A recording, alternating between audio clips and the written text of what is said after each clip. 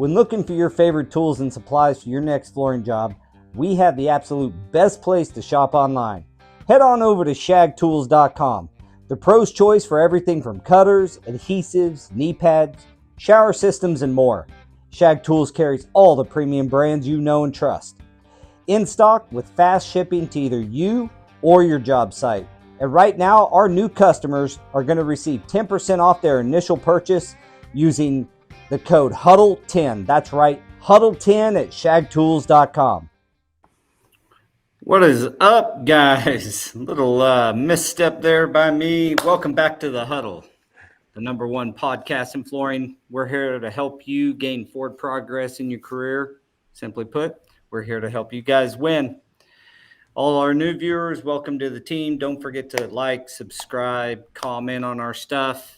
Go over to our YouTube page and hit that good old bell notification as well. Today's sponsor, Shag Tools, as you've seen. I want to thank Shag Tools for sponsoring this episode of The Huddle. Today's topic, science of adhesives. With me, as always, Mr. Daniel and Jose Gonzalez, and frequent flyer here on The Huddle is Sonny Callaham. Mr. Sonny, how are you doing today, sir? I'm good. How you guys doing? Doing well. Great. You know what? Can we Like just start landing the planes. The glue. The glue dude. Oh, it's Now, I'm the glue dude. Someone else is the glue roo. They've already stole that name, so I'm the glue dude. Oh, did they? Dang. he's got enough plays on names. Oh yeah, Sonny Claus. That's the one. This time of year, everybody calls me. Sonny Claus and Divergent. Diver. Oh, that's hilarious. Butthole. Well, stuff like that. I think you're the perfect guy, Sonny, to talk about the science of adhesives. I appreciate that. But first off, I want to ask, is there really a science behind adhesives, or is it just colored water? Well, depends on who you ask, I guess. There actually is a lot of science that goes into it, but the basic chemistry of carpet and resilient adhesives is pretty simple. You're just mixing ingredients. It's not until you get to the urethanes and the modified silanes and epoxies do you start getting that reactive chemistry to where there's, takes a little bit more to it. So on your standard adhesives, latex modified, acrylic based, that kind of stuff, can you kind of just do the quick rundown of what the science behind that is, and what makes one adhesive maybe more, I don't want to say better The benefits, or more features appropriate. Yeah. Features and benefits of why one acrylic adhesive is preferred over another in certain circumstances. Oh, sure. That's fortunately, that's something I go around and talk about pretty often. Just did it the week we had our heat welding class. I gave the presentation to the IICRC.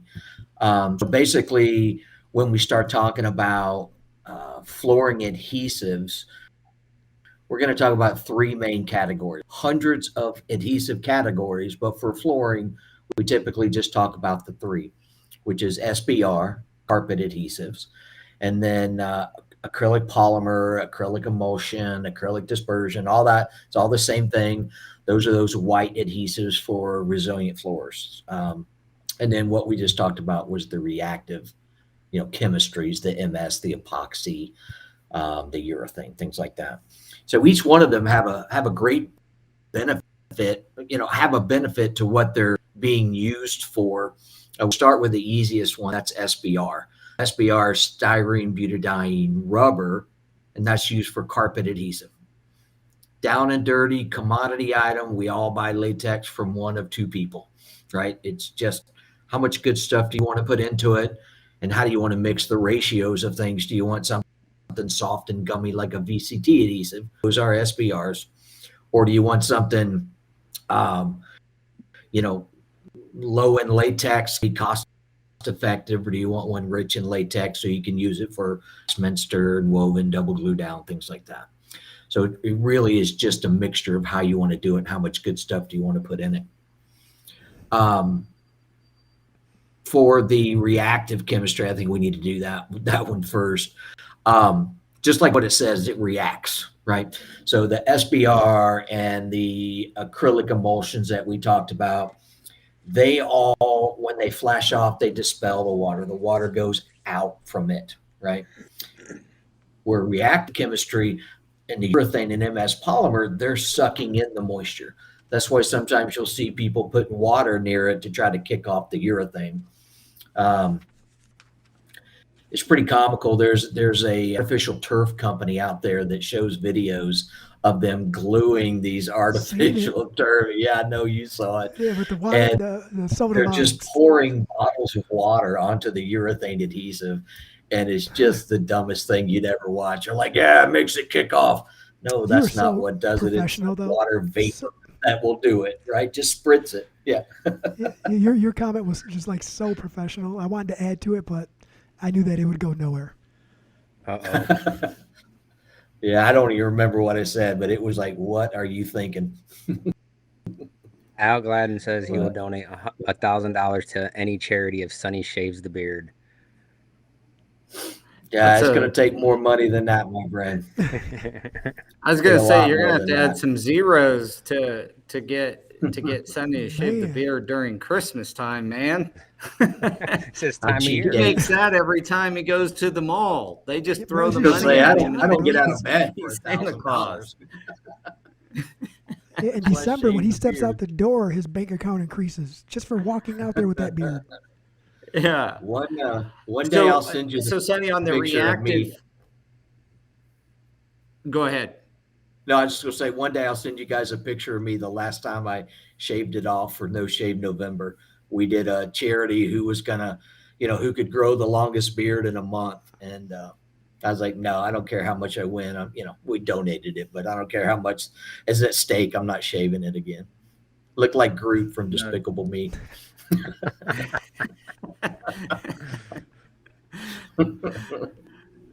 Well, on the topic of adhesives, when you're talking about reactive, you got epoxies and urethanes and modified silanes. Modified silanes use moisture, kind of kicks them off. Is that correct?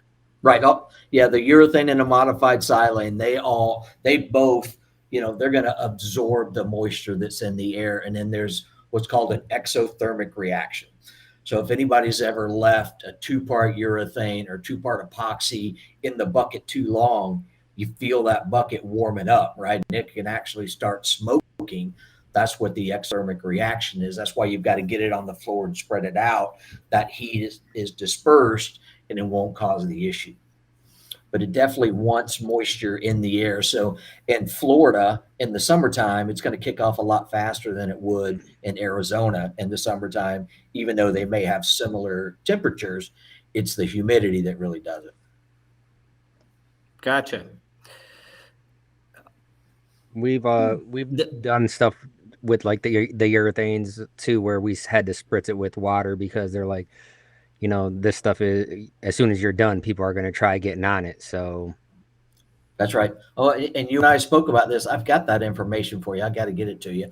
But there's different ways that you can speed up these urethane adhesives. But, in the industry, I've really seen an increase in using single-part urethanes for resilient floors because, yes, they cost more. They cost quite a bit more than the acrylic emulsions, but they're almost bulletproof, right? They'll stop the moisture, rolling loads doesn't matter. You can leave it at the door when at a grocery store for the walk-off mats, the ice and snow and salt, not going to hurt it. I've always told people I can make an adhesive that will do anything and never fail. You wouldn't be able to afford it, right? And this is kind of the midpoint using that, reactive technology to make it work and not ever have any issues. You're dealing with all these. Go ahead.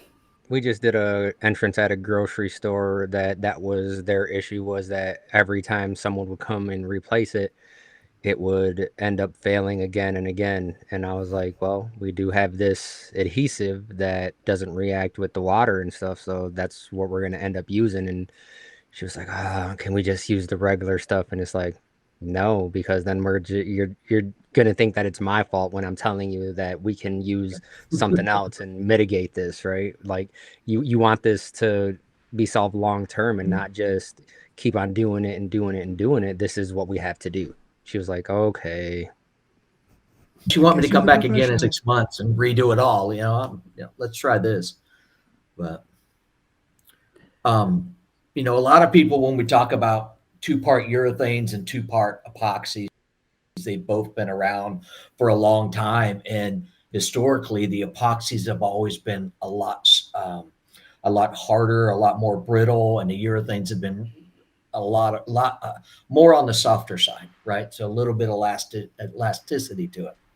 Over the last 20 years, epoxy and urethane adhesives are so close that you really can't, those two categories of the way they're different are not really there anymore. There's some epoxies that are more brittle, but for the most part, epoxies and urethanes do the same things now.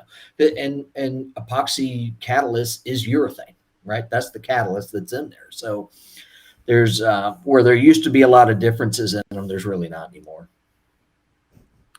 I know this is probably the most obvious thing, but can you go ahead and describe for those who have not used these 2-part systems, what's the number one rule? Like what do you have to do for them to be the number one rule is not putting to work? Yeah, not putting all the catalyst in the pail and mixing it up right. That's the biggest thing that we see. I mean, I had one, it was a very high profile job. The adhesive was still wet underneath what it was, and we scraped up a sample, sent it back. We did what was called an FTIR, which basically is the DNA test for what's there. We found no presence of the catalyst. They had just poured the single part of the bucket out and used it. Oh, man. Yeah, Yeah, I mean, when they they argued put up stuff and in down. there, Make it sure got it hard. was. Make There's no sure working time. that you are utilizing the proper mixing instructions, the ratios. Yeah. Secondly, and maybe where I was driving at, but your point is even better, you got to mix it right first. But we've had heard stories of people gluing up large areas and laying on it like it's pressure sensitive, and they soon find out that it's not sticking. Yeah. And so these are wet set systems is the bottom line. Man. You got to get into them anything as soon reactive. as you can Yep. possibly get into a reactive adhesive, whether it's modified silane, epoxy, or urethane. You got to get into them while they're still wet. Follow the rules on the buckets. I know we say that all the time, but it'll tell you, you average open time, or spread in 50 square foot grids, or some type of or it actually says must be set in wet. Yeah. Yeah. As I say, they And put then that on there for a those- reason. You know Yeah. what's funny is that comment, this part of the conversation right there is literally what made me start reading specs a long time ago on the bucket and calling the Doing phone Forbo. numbers. It was a Forbo project, and we did I was a helper, right? I was still learning, I didn't read it, just kind of, do as I say type deal, and it failed, and we installed it like sheet vinyl, right? We treated it like it was what we installed every day. It was my first time working with it and having to redo that project. I knew that guy. I know how much stress he was under, but man, that was like, I can't trust this guy to lead me anymore. Like, I got to read the bucket, not just listen That's to people. literally what started the whole thing. Like, well, not only that, and then it was the heat weld and not sticking and not knowing that you got to get back to the jute, but that's a whole nother topic. We have a question. That's a whole new podcast. Yeah. Is what that is. Yeah. What is your Floating favorite? linoleum floor. What is your favorite white adhesive white beard? What is my what? Your favorite white adhesive. The And then you white call it white adhesive? I think, I miss the traditional wet set adhesives. And but the reason I don't is because we don't get non-porous slabs anymore. When I installed, they were all porous, and that wet set made life really easy, right? But now with everything being power trialed, steel trialed, whatever you want to call it, you have to open them up anyway, right? And there are some manufacturers who say no matter what, you've got to open it up to use their adhesive. Um, so as simple as it sounds, not to minimize it, but yeah, you got to read the pail. There's a data sheet there for a reason. Everything's going to be easy. That kind of comes back to one of the things I wanted to talk about today is, for a long time, people had carpet adhesive, they had resilient adhesive, and this is my wood adhesive. This is what we have.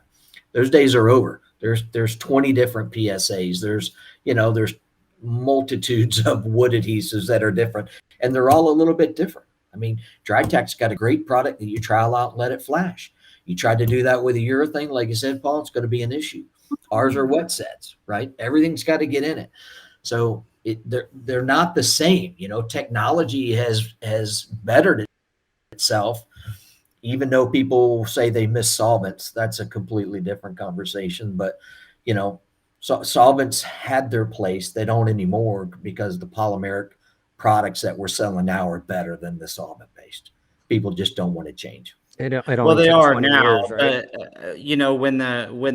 but I was installing when that transition happened, and the first generation of polymer based adhesives were nowhere near as good as the solvent based Yeah. adhesives.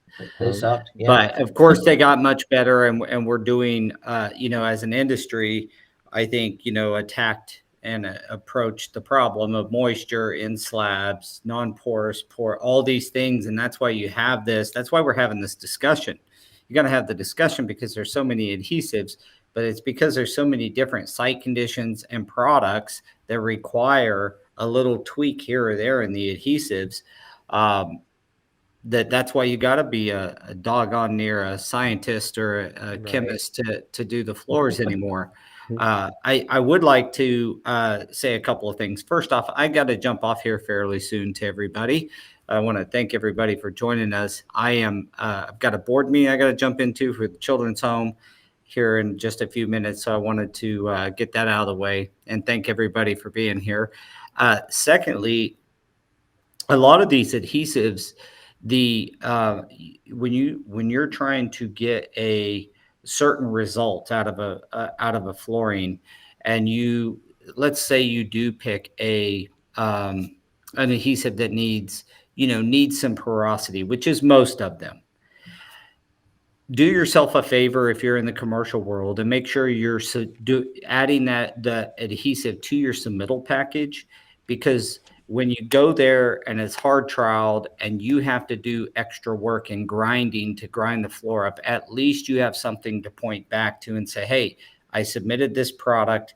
You've seen the requirements for the slab on the product data.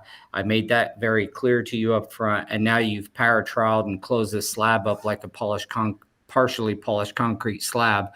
I have no choice than to run a grinder over it and open this thing back up. And We someone's can't got to do pay that for it shit for free, guys. So, and I know that most of us who bid these projects, sight unseen most times, because there is no site, right? It's a big field. They're getting ready to put an elementary school on, and or a hospital or a restaurant or whatever the situation. And when you are doing those types of things, just do yourself a favor and make sure you're submitting your adhesive along with the rest of your flooring product submittal, so that you have something to fall back on if you do have to go grind 50,000 foot of floor to open it up for your adhesive. Right. And how much longer do we have you for, Paul? A couple minutes here. Let's do this drawing while you're on here, so that way we can figure out who wins this. Yeah, I'd love for you to see that. Let's do it. Let's do it. I got it right here. Thank you to Tammy for putting this together. And we are just going to click to spin and see whose name it lands on. Ready to go? Let's do it. Let's do it. All right, here we go.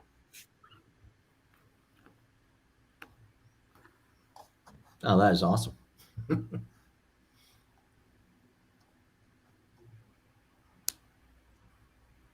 Hey, Robert Wingo. Let's I know that cat. go. Nice. All right. Fantastic. We Robert, got you Scott, just need to. Scott on here. Let's do it. All right, congratulations, Very nice. Robert. Yeah, congrats. Thanks everybody for on behalf of the family. Thank you to everybody for participating and working through all the technical difficulties early on there. And thanks for everything, Sonny and Scott for putting everything together, and we hope that Denise, we hope that it helps you out with what you got going on. I mean, we know it's not gonna solve any the big issue stuff, but any little thing that we could do, that's what we wanted. That's right. Amen. No, happy to help We her. got Denise on here right here. Oh, do you? That's great. All right. I love what she says. She calls it the tribe. That's her tribe. And I think that's a great way to describe us, because we're all together to make it work. So I love it. Absolutely love it. Robert That's Wingo. awesome. All right. Congrats, Robert. And thanks to everybody who participated. That was cool. And that was a way better way than our little roller ball thing we used to use, the old analog version of that. That was pretty cool. G7. I don't know, that was pretty cool. G7. Denise says thanks and she loves everyone, and then she said the tribe. That's what we're Denise, here for. I will see you next week. I'll be there Thursday night, but probably see you Friday. Going to Daytona. Nice. All right. Well, thanks, Paul, and enjoy your meeting. All right, guys. Well, thanks, Sonny, again for joining us. Everybody, thank you for all the comments and being on here. And give the guys all the questions. Make them hard. Yeah, Make them work for their money. Yeah, we're gonna start with this comment right here from Jeremy. He loves Lee's blue. Guys. Said no one ever. Yeah, I wonder what I got that's going down before I leave. Coming up. That stuff will last a lifetime. That's right. That's right. I do want to go back to something we were talking about with the two-part adhesives. Yep. What are some of the biggest things that we look at? One is, putting the catalyst in there and mixing it right. But another way to make sure that that's right, or the only way to do it right, is to use the proper mixing paddle. Yes. I can't tell you how many times. Do what? RPMs? Do RPMs matter? Yeah, obviously you don't want to whip air into it, but I see guys on the job site using those paddles for patch or self-leveler, right? Or they're using the one with the round bottom plate. That doesn't get down into the corners, right? You've got to get that dispersed throughout. The one with the fins field. on it, right? So you got to use the one for a pin. It's got a red fin on it. Yeah, I just had this conversation with somebody, and to me, I was like, well, there's a difference between a whip and a paddle. A paddle is not a wire whip. When someone says whip to me for mixing, I think of a wire mixer, not a paddle mixer. So right. Maybe. Yeah, those two terms were the same for me when I was in middle school. Oh. I got a whipping and a paddle. Yeah. You're welcome. Can't do that anymore. That one right there. Then they call CPS on you now. That's right. I miss those days. When you used to talk to CPS?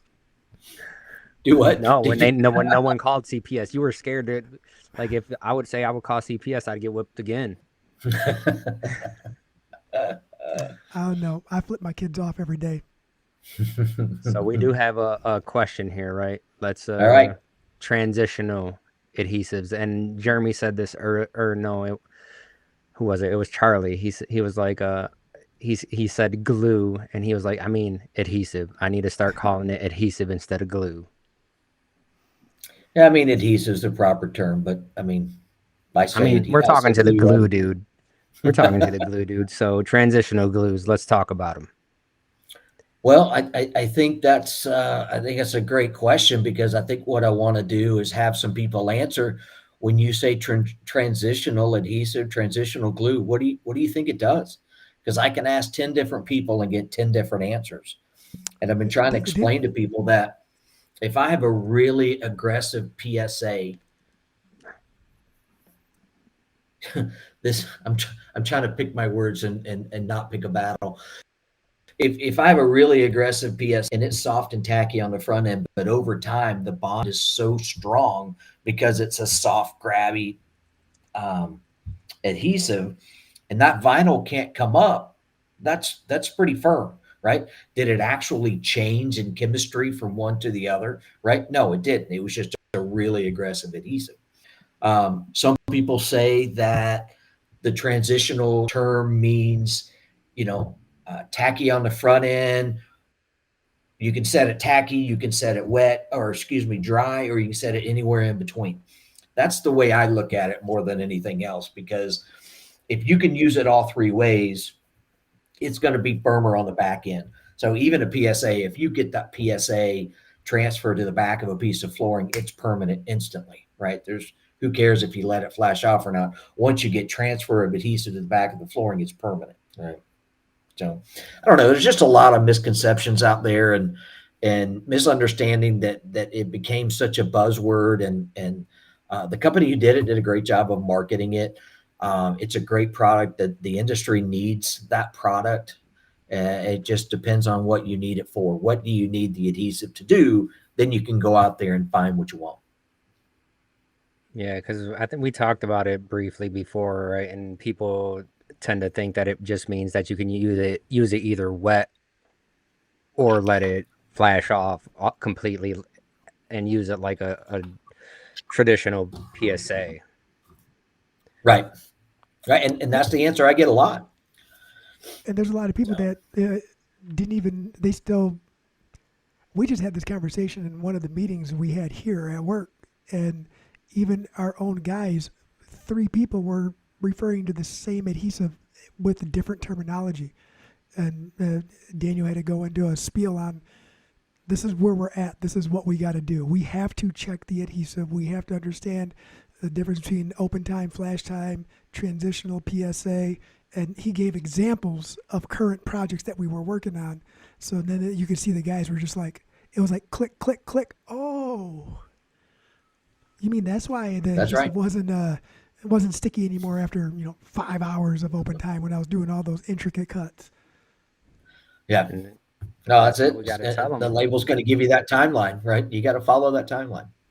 Yeah, and when it says 2 hours, hey, you better have that stuff installed in 2 hours. You better be rolling it in 2 hours. That's like, yeah. My mindset. Well, think of it this way: as an adhesive manufacturer, if I thought you could get the exact same quality of installation by letting it go 10 hours, don't you think I would tell you to do 10 hours? Right? I would want to do everything I can to help you. If I say 2 hours, that's the limit, right? There's a significant fall off after 2 hours. So you want to make sure you follow it. So, the idea of I just glue it in the afternoon, I come back the next day. Well, apparently you did VCT in the 80s, because we don't do that VCT. Yeah. The adhesive isn't black anymore either, right? Yeah, so that's just what I was going to say. You got to follow the instructions that are on there, because if I could leave it that open, I absolutely would, right? Everything we try to do is to make it, every adhesive manufacturer, what we try to do is make it as easy as we can for the installer. Because if they have to fight the product, they're not going to like the product and they're not going to buy the product. And then if they're not happy and they're fighting the glue, the whole job suffers, right? Your mentality changes if you're fighting the glue, if you're fighting the patch, if you're fighting anything. You got to make it as friendly as possible is the way I look at it. Right. And I was just talking to baby sister about Forbo and the old adhesive. I was like, back in the day, it used to be like almost base adhesive. You're spreading base adhesive out, and there was no tack to it whatsoever. After it cured or it dried, and now it's actually pretty sticky. And this is their second generation of their sticky stuff. So I'm here for it. Yeah. Well, 20 years ago, we made adhesive for a linoleum manufacturer, and it was just a uh, carpet adhesive on steroids, right? It was even richer in latex than Lee's adhesive was. I mean, rich in latex, rich in binder, super high solids, and that's all it is because you're going to that backing of that jute, and that PVC doesn't come into play, right? You don't have to have the polymer adhesive. That SBR will hold it in place and not break down. So there's a lot of different ways to skin a cat. Yeah, Yep. but definitely everyone, like if there's anything that you take away from this episode, it's read the bucket. That's right. Hey, my phone number is all over the place on social media. If you have a question, call me. Shoot me a text. I mean, call me. I don't care whose I it was is. I'll even help you. talking to a manufacturer, right? And they were like, I was asking them questions about the adhesive, and they were like, you know what? Let me just give you the person's information that we get the adhesive from. And they were like, it comes from a Sonny Callaham. I said, I already got his number. Let me just give him a call. And you know why you have that number is because you're involved with trade associations in the industry, right? You networked with people and got that information because I'm sure you have it for Ardex, from Merpay, from all these other companies, because you've gotten out there and you developed the relationships that, it makes your life easier, right? It doesn't save the day. It makes your life easier. That's all you want. Right. And sometimes it feels like I'm cheating because some people will be like, hey, what should I do here? And it's like, you know what? Let me text this person over here real quick. And it's like skipping steps, kind of. It's not That's right. cheating. That's It's not right. cheating, right? Like if you're an unhappy client somewhere, you don't say, hey waiter, let me talk to another waiter. You say, let me speak with the manager, right? It's just you're just skipping that That's part. right. You're going directly to You're not cheating. You're not trying. right. I mean, Oops, that wasn't. I wanted was that out loud? Damn, my So thoughts. Jose wants to know why some adhesives come in metal buckets and others in plastic buckets. Okay, good question. So the mentality has been for a long time that urethane and wood adhesives, or urethane adhesives in general, needed to be in metal pails. And what that does, that prevents air and moisture to come in from the side and from the lid, because if it comes in contact with the air and the moisture, it's going to cure around the edges, right? You get a heavy enough pail, a 90 mil pail, and you can make sure that the lid gets sealed on there. Then you can use a plastic pail for urethane. It's kind of in phases. We see we've gone back and forth between metal and plastic. They both work if you get the right one. Acrylics and carpet adhesives and things like that, they just go into a plastic pail because they're not as sensitive. You can seal the pail up and it not be an issue. Because metal pails are quite a bit more money than plastic pails. So that's one of the main reasons it comes down to that. You're talking about a price point adhesive and you can save $4 on the pail. Well, yeah, that's what you're going to do. You're going to go with the plastic, cheaper. Yeah, those buckets aren't cheap. I do have a question. Do you advise when you open up a brand new pail of adhesive, do you advise mixing the pails? And where it specifies maybe it needs to be mixed, maybe it doesn't, or stirring or anything like that? Do you advise mixing them up like that? Yeah, no, if it doesn't say to mix it up, don't mix it up. It may say to do it. I mean, we have it's not an adhesive, but it's a mitigation system that we say, mix it slowly with a stir it slowly with a stir stick, not mix it, right? Sometimes people want to do that when the adhesive has been frozen. Don't do that. Just set it somewhere where it's above freezing and let it come to temperature itself, and you'll be able to use it as long as it didn't go too far. But, mixing it just doesn't fix it. But if the manufacturer says mix it, right? And they even, it should call for how many freeze-thaw cycles that an adhesive can have as well. I don't know if it says that on the bucket itself or you have to go online to get it, but there are ways to find it. So when they say it's freeze thaw stable, they're going to be testing it in accordance with ASTM's test method, right? Or a standard, excuse me. And if for me and the companies that I've been with, we always shoot for 0, right? That's the number that we want to go to. We want to be able to take the adhesive all the way down to 0, let it sit overnight, come back day, let it thaw, and then test it. If it's still within the specifications of when it's produced, okay, that's good.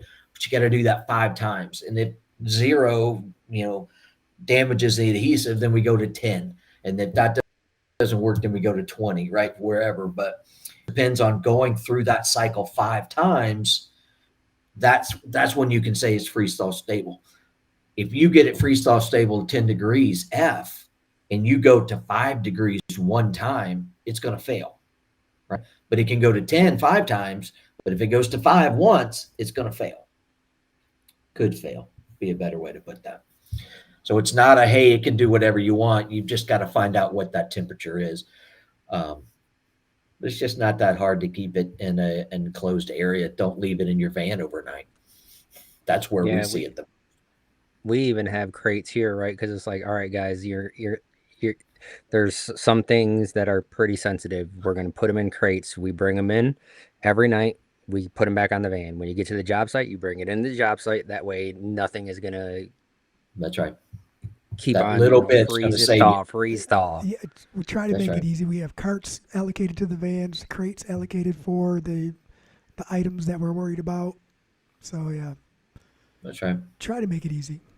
Now, what about what about this comment right here? Like about got Sonny's number from a bathroom stall. Is that you that's been calling me? I got your $20. Hang on. I forgot what I was about to say.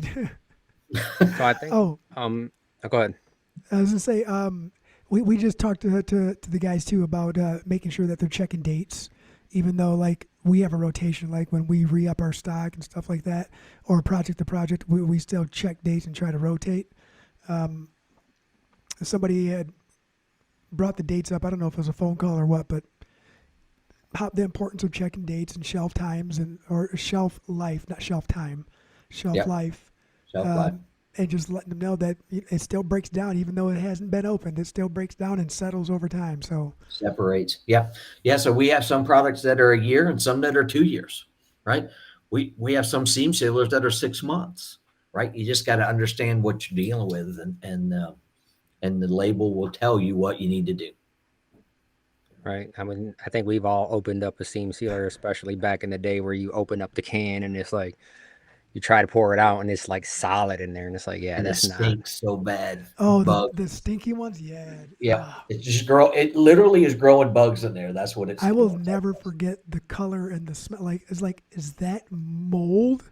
This bucket's brand new. It's like, yeah, that's what I was going to bring up, because I think it was, we talked about it before, but someone was like, this adhesive says that it doesn't grow mold, but when I'm done with it, I put it away, and then I open it up and there's mold. And I think you had to explain to them why. So can you just explain to everyone what's going on? No, that's a great question. Great question. It's, when it comes to preventing mold from growing in a water-based adhesive, you can treat it for both the wet state and the dry state, right? You want to have both on there. Unfortunately, the products that kill the bugs and the bacteria are also the products that kill humans and pets, right? So if you put too much in there, you're not going to get the floor score, the CRI, or any of those green certifications that everybody and their brother want, right? So it's a balance of what you need to do. But again, the mold and bacteria growth is just like plasticizer. They're not mold proof, plasticizer proof. They're mold resistant. They're plasticizer. Once you get past that point of no return, it's going to grow. There's nothing you can do about it, right? Again, to make it mold proof, you're going to put so much of the bad stuff in there, you wouldn't want to use it. Or just take the water out of it. Water's like Well, one of then the it's main reactive and catalysts. you don't have to worry about it. Yeah, Right. water's like And one of the main catalysts for mold. So, well, and it That's was, right. It's got to have something. Got to have water and something to eat. yep. That's you it. know, talking to someone else maybe about it, but they were like, you know, when you're done using it, what you're doing is you're picking it up from the floor and introducing that back into the bucket. So it's not just the adhesive that is molding, you're actually introducing whatever's on that floor to the bucket. Could be. Yeah, could be. It's a good question coming up here. Like it, and Uh-oh. Kevin. Yeah, Oh, you know always, it's a dude. good one Always. when Kevin's on here. Oh, God. Thanks, Kevin. Why are the flooring manufacturers looking for adhesive to solve dimensional stability issues instead of try to figure out why their products are not stable? It's easy. They suck. I don't know if there's a different answer than that, but we get that all the time. And when we have this conversation, and Kevin will feel the same way. If we get a water-based adhesive that can prevent dimensional movement on vinyl products, you'll be the king. That's the golden, that's what you want. You would be the only manufacturer out there if you can do that. That's the golden ticket, is what I was trying to say. But we can't do it. Thermodynamics is real. And if there's enough of a swing of any of the temperature and the parameters or outside the parameters of what the flooring guy asked for, it doesn't matter if it's epoxy, urethane, MS, transitional pressure sensitive, PSA, it's going to move. All of those are going to move differently because of the technology they are and their shear strength. But it's just easier to try to pawn it off on the adhesive guy, and that I'm talking about most, not all manufacturers, to try to minimize that. So that's why we've seen a swing in the process of installing vinyl planks. More and more people are asking for that the wet adhesive transfer, maybe not wet set, but wet adhesive transfer. Or semi-wet set. Semi-wet.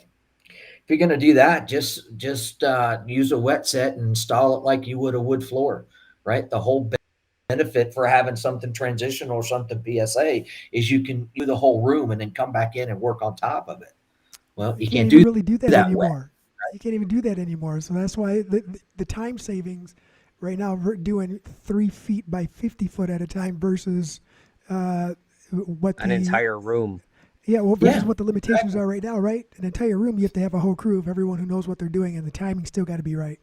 But if you're only doing small runs at a time, you can still time it out and still be productive. You can have a couple people installing the last couple feet while someone else starts spreading the next run of adhesive.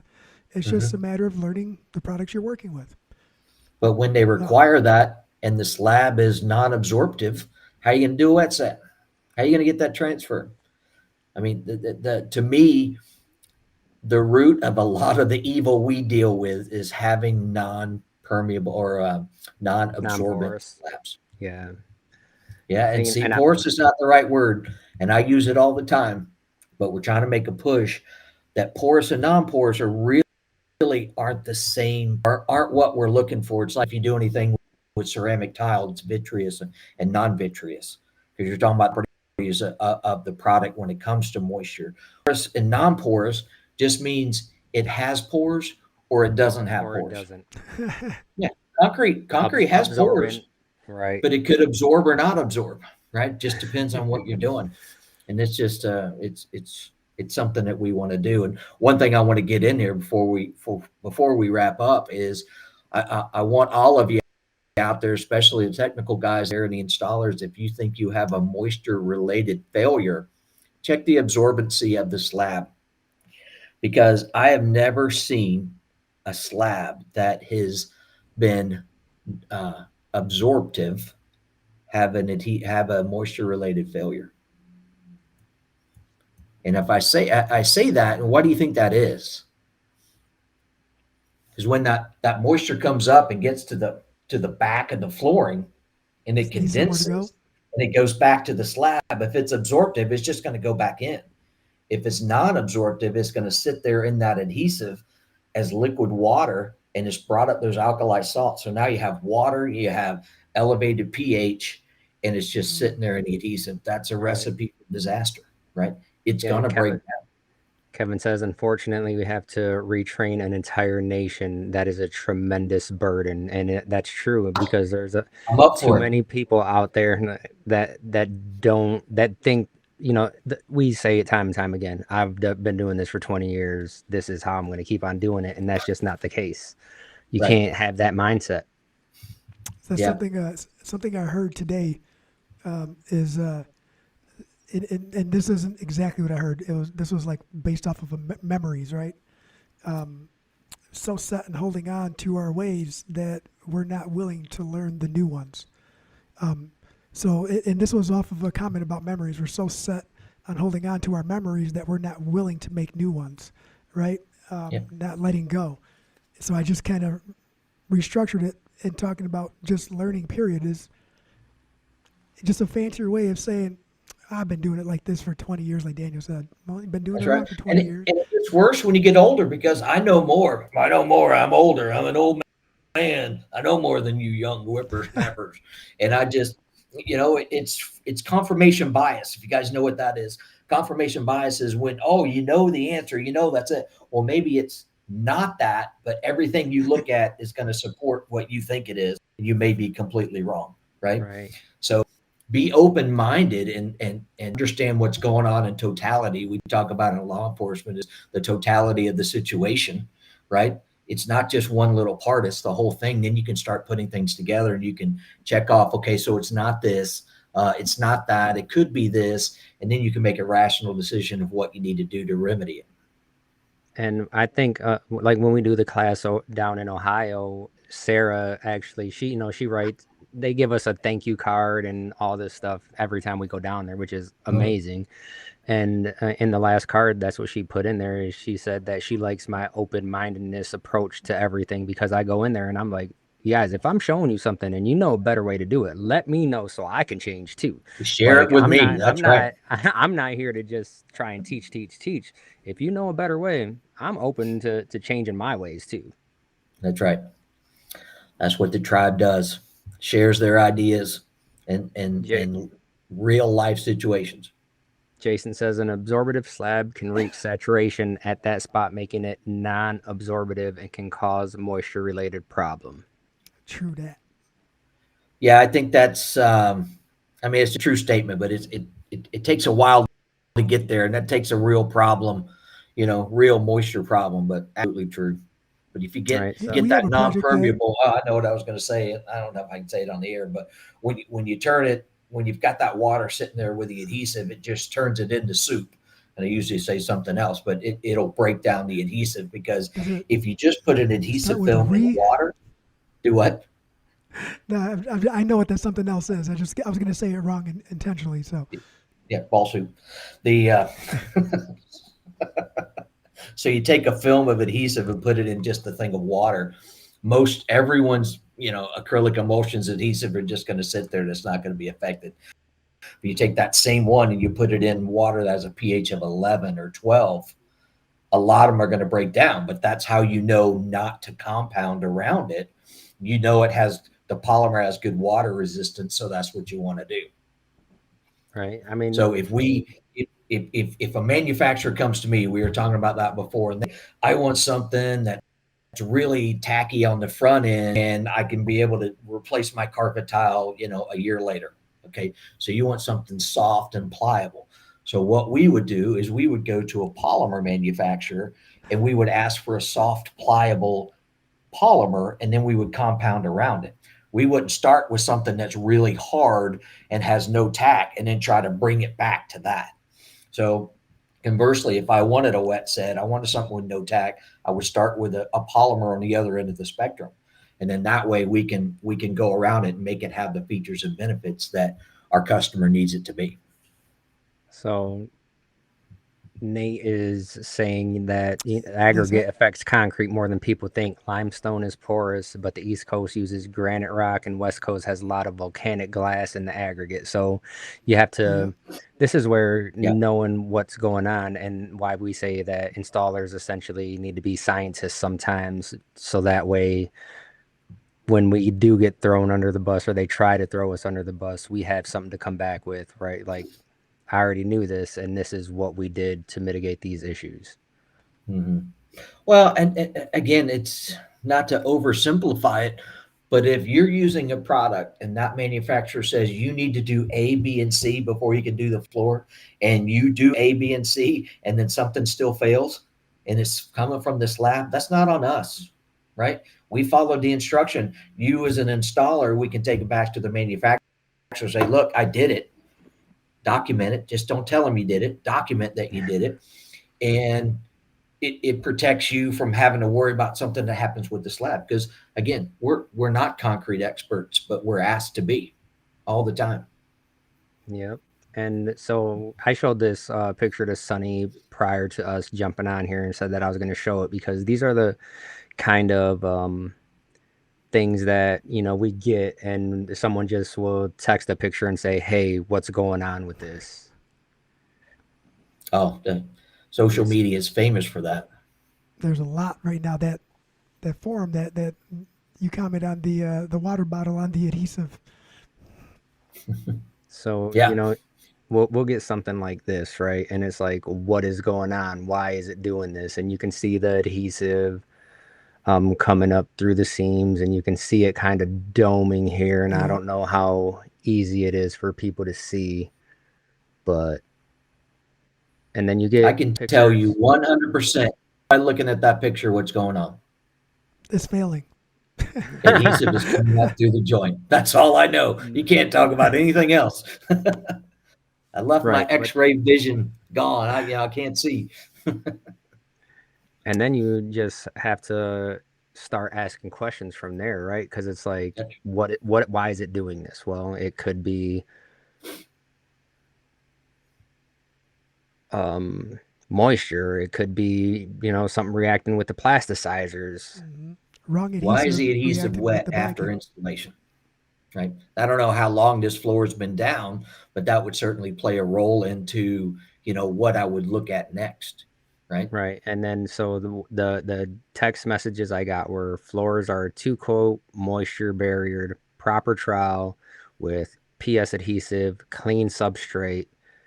And then I asked, was the adhesive removed? They said yes, bare smooth slab. And this is where it kind of got interesting because you say smooth slab, and before I said that, you kind of interjected and said that it's probably on a slab that is, in today's terminology, non-porous, right? Mm-hmm. Yeah, so, for sure. I mean, that would be the first thing I would check because, you know, for that piece, that plank to dome up, you know, there's some kind of reaction going on underneath there. Is it the reaction of the plasticizer and the adhesive? Is it a reaction of the adhesive not ever drying?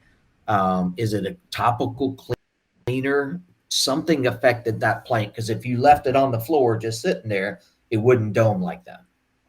Right. So there's where you got to just start looking and checking things off the box. Like I said earlier, you know, until you open it up, you just don't know.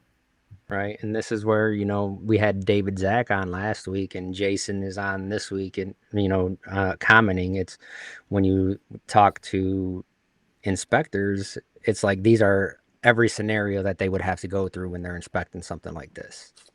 So that's where you as an installer, it'd be beneficial to take this same stuff. So that way, when you come into something like this, even if it's your own project, it's like, all right, let me start investigating. What could it be? And then you have to kind of reverse engineer.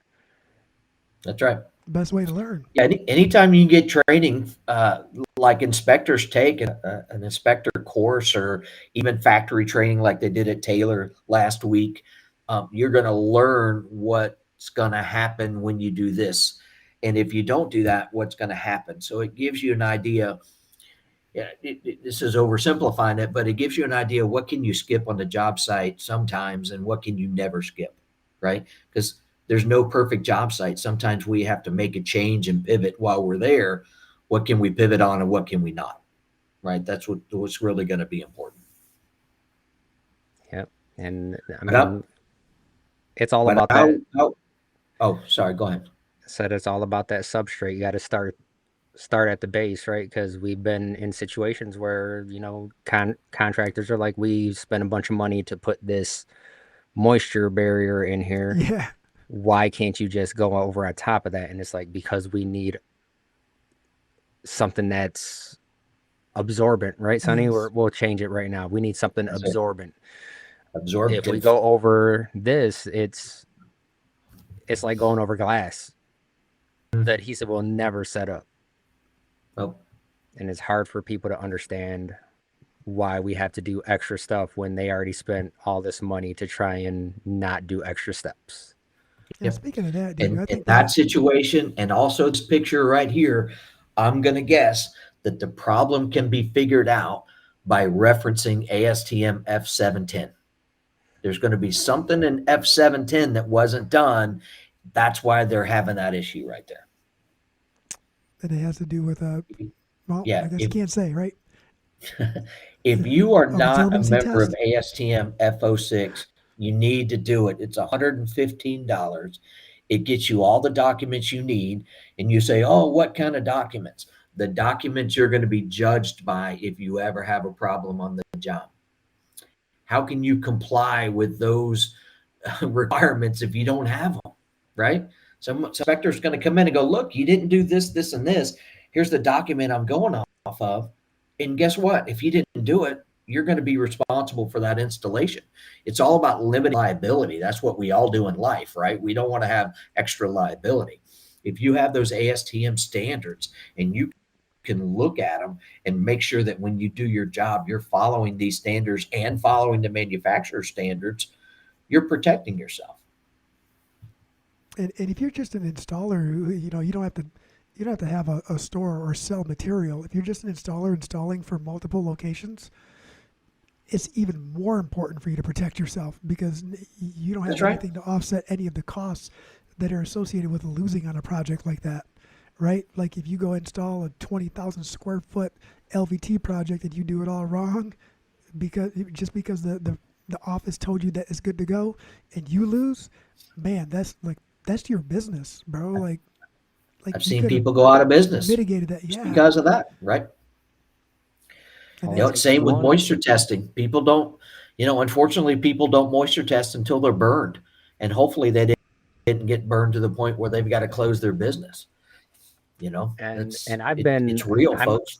I'm honest with people. Some of the projects that we get, you know, they came back to me and they said, look, honestly, you guys weren't the lowest bid, but when you came over here and we walked the project and you're telling me about moisture testing and why we have to do this and why we have to do that, they're like, that's the kind of people that we want, right? Like we're trying to make sure that there's no issues too.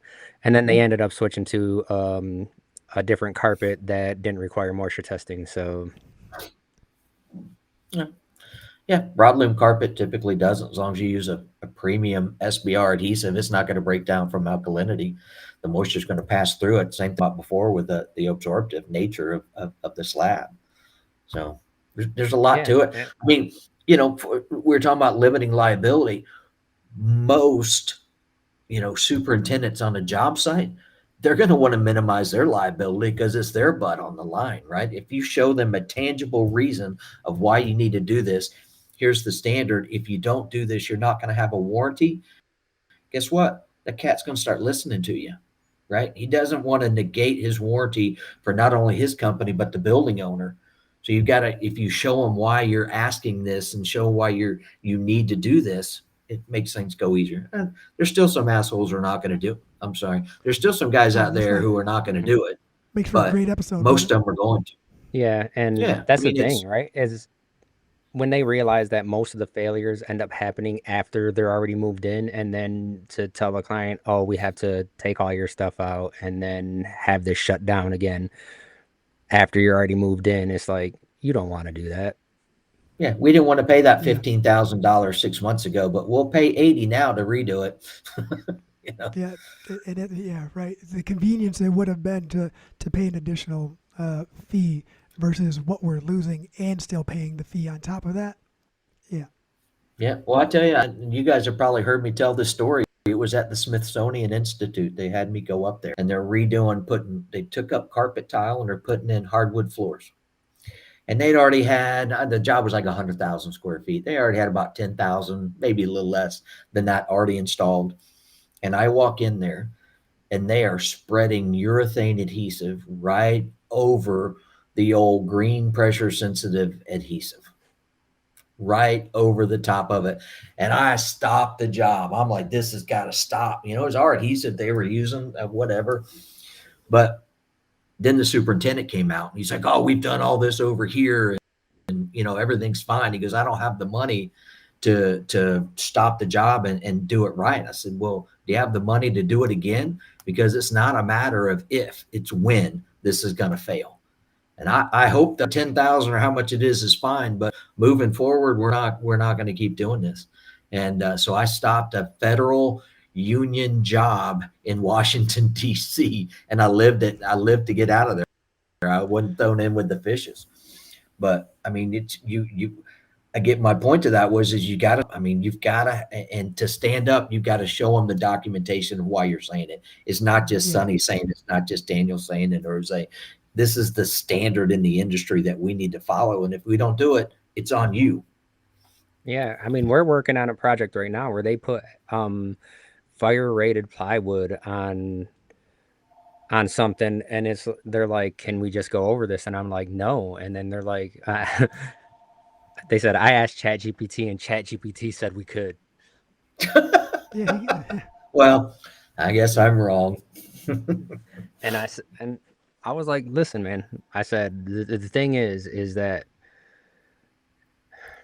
the manufacturer's documentation was kind of vague, right? It was like, you can go over it, but you also have to do these steps. And the way that I understood it and the way that they understood it, we weren't on the same page. So I was like, you know what? Let me just call them. That's because they want like this. Yeah. You can go over it. And then the next line said, if you, and they were like, you can't go over it. If you install underlayment. There you go, bam. If you can go over F you.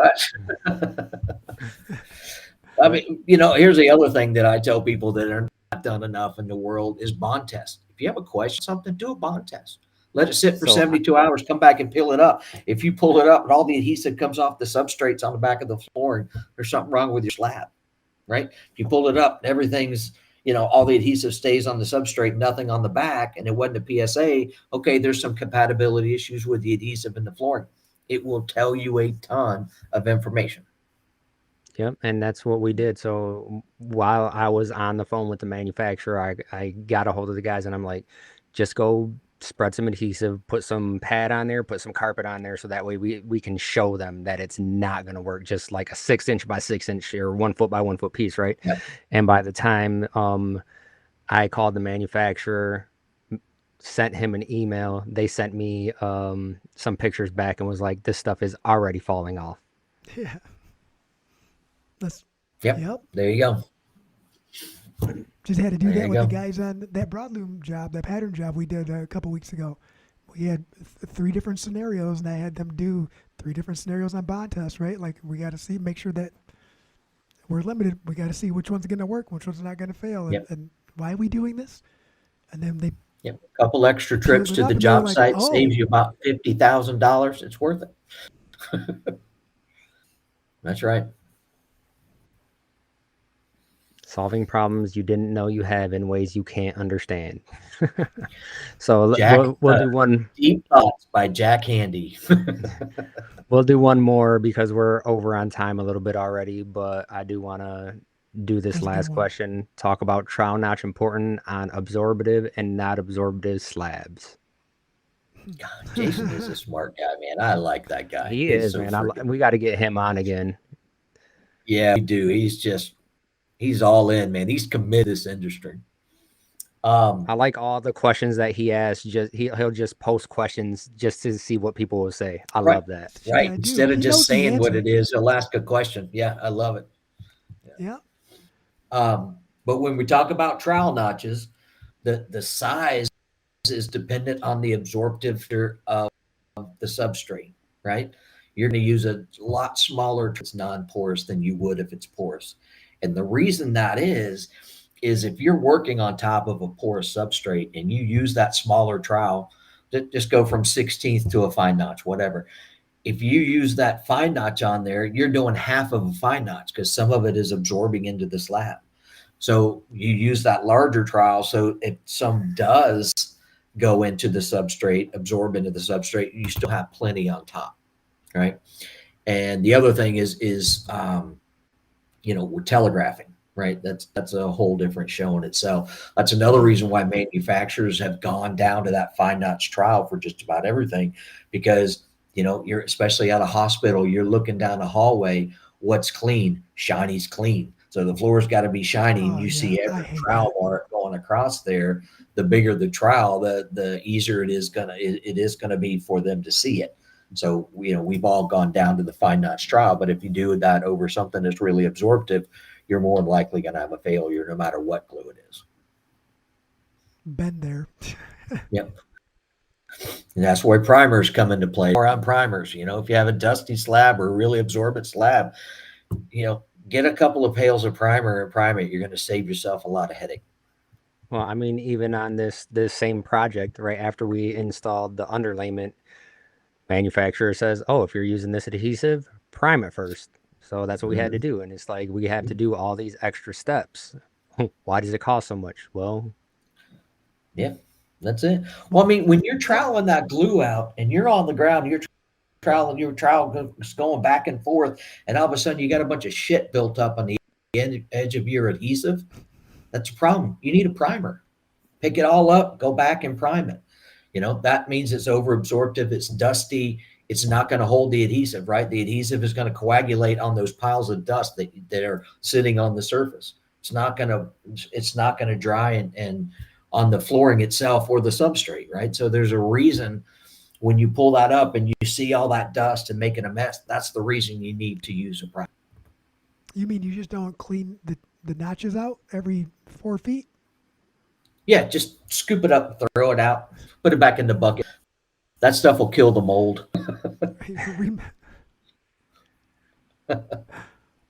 Well, we definitely appreciate your time today, Sonny. I know just like every time we talk, I learned a little bit, and I hope the audience did too. I don't think that there's an issue with that. I mean, we dug pretty deep today, and like you said, like we can go off on tangents on all these things. Like we can do an entire episode on primer next time, and right. an entire episode There's on so absorbent concrete. Yeah. I have an episode idea. I'll say it later or off air. Do what? I have an idea, but I have to wait. I have to save it. So action items. Understand the flooring you're working with. I don't care if it's the same adhesive or the same flooring system you've installed for 5 years. Go back and check that data sheet. Go back and check the label. Chances are something has changed. They've changed the trowel size that they recommend, especially if it's new stuff. Take a minute and read the label and go through and write stuff. When I go to a job site and they hold up, they go, this is my trowel. This is my resilient trowel. My wood trowel's in the back. That's not how it works. Make sure you get the right trowel. You change it at the proper times. It starts wearing down, and just follow on the pail. It's gonna minimize a lot of liability. Absolutely. People would look at us crazy if I told them the amount of money we spent on notches. Yeah. That's right. Way less money than what we would have spent on replacing and repairing or redoing. But yep, people think that stuff, that it's same for every job that you do, and everyone's different, right? You just got to make sure you got the right stuff and do it right. Sounds simple enough. And that's why I got to get trained, and that's why we have, we're thankful that NAFCT is a sponsor, so we appreciate you for that, and we got to get more people funneled in, get them trained, so that way we can talk about the labor shortage, because we talk about it all the time, but it's not necessarily a labor shortage. It's a qualified labor shortage. We need more qualified people out there. And that's where, the audience comes in. The subfloor substrate class it doesn't matter if you're a salesperson, a project manager, an installer. You take that class, you're going to understand what needs to be done a lot better, right? You're not going to find yourself in a problem because We go deep Right. into the weeds in the concrete. We go deep into weeds under wood substrates. So there's a lot of useful information in there. We had a lot of great minds put that together. Oh yeah, 100%. I learned more about underlayment than I probably need to know. That's right. But That's thanks, right. Sonny, and we look forward to the next time you're on. Yes, sir. Thanks, Happy everyone. to do it Again, anytime, guys. Thanks for having me. give us a like and subscribe. Or Go over don't there like. to NAFCT and Divergent. Give them a like and subscribe too. That way, when they got stuff going on, everyone has an update. And if you don't like any of the episodes, make sure you share it with all your friends so that way you can ask them if they don't like it too after they listen to it. All right, guys. We'll see you next week. All right. Thanks, everybody.